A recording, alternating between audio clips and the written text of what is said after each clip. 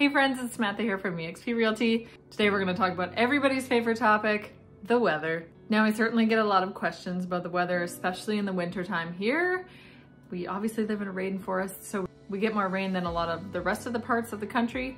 However, the snowfall that we do get here is quite limited. We probably only get about 2 to 3 weeks of snow cover in the winter, and in between that, usually it's kind of like melting and then snowing again, and it's going away and coming back. Now it's July 1st today, and it's about 22 degrees out right now. The average for July is actually about 24 degrees.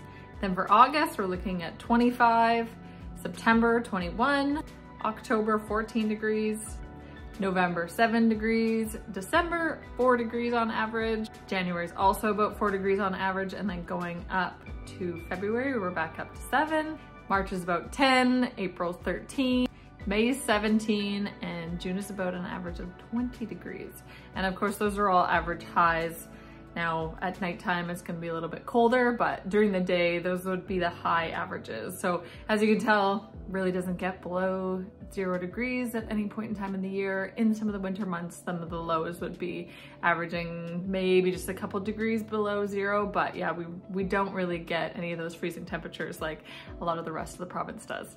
Now our rainiest months would definitely be November to February.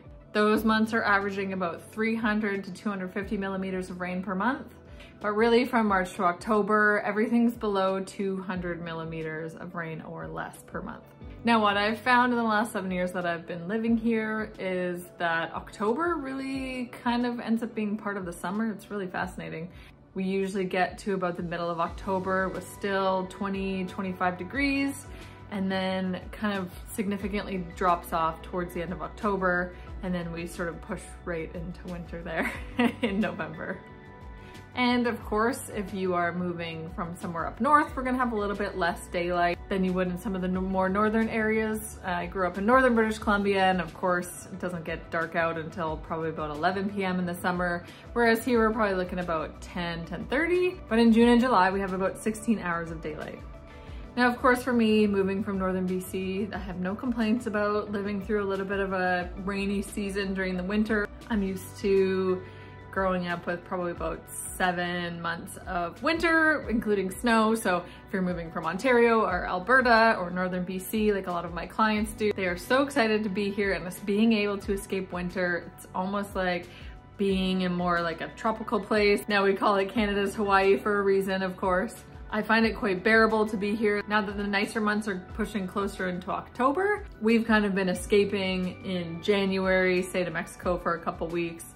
If you have the opportunity to do that, that obviously breaks up the winter a little bit, because by March, usually the weather's starting to turn already. The cherry blossoms are usually out by the beginning of March, which is really amazing. And the spring is a little bit interesting here, as it does kind of ebb and flow with sort of rain mixed with sun. You know, sometimes we actually get like 20-degree days in March, but then by June, it's kind of dropped off and it's a little bit cooler. We did have a bit of a cooler June, which I've actually found has kind of been normal in the last couple of years.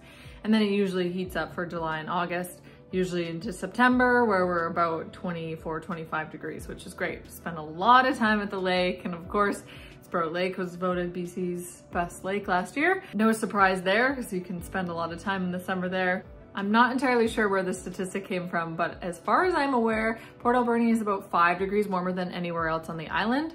I think that comes from the fact that we're sitting in this valley here, the end of the inlet, so a lot of that heat gets trapped in here. It's kind of the same in the winter, why it ends up being a little bit more foggy. We get that same, the cold air is moving in and getting stuck in our little valley that we have here. But it also makes for an amazing growing season. And I know that's a draw for a lot of people that are moving from other provinces that are a lot colder, and they want to be gardening or they want to be farming more days in the year. And here, I mean, our growing season is probably about 8 months, whereas a lot of other places in Canada are probably only about 5. We also have some really amazing soil out in, say, Beaver Creek or Cherry Creek. There's a lot of great farming areas. And of course, you always have the opportunity to have some great greenhouses, and some of those properties that have a little bit more land, you might be able to have the space to be able to set some of those things up. Now, obviously a big draw for a lot of people, and the fact that we do not really get a lot of snow, is that the outdoor activities really expand the entire year. I mean, we do a lot of mushroom picking that can go from usually August until potentially even January. I've been picking chanterelles in January before, as long as it doesn't get too cold or frosty, which is really amazing. And then of course the hiking is basically all year round. There might be a couple months, say in the dead of winter, where we have a little bit more snow, so you might want to avoid some of those higher elevation trails unless you've got snowshoes. But as a general rule, most of the trails are accessible, as a lot of them are at sea level, so we don't really get that much snow down in those trails, and you can be exploring all year round, which is so amazing. So if you have any questions about the weather in Port Alberni, I know it's a very exciting topic, but if you have any questions about anything else, about any hikes around, about any of the neighborhoods, I have a couple more videos that you can go and check out. Otherwise, please feel free to reach out, and I would love to have a chat with you about it. Chat soon.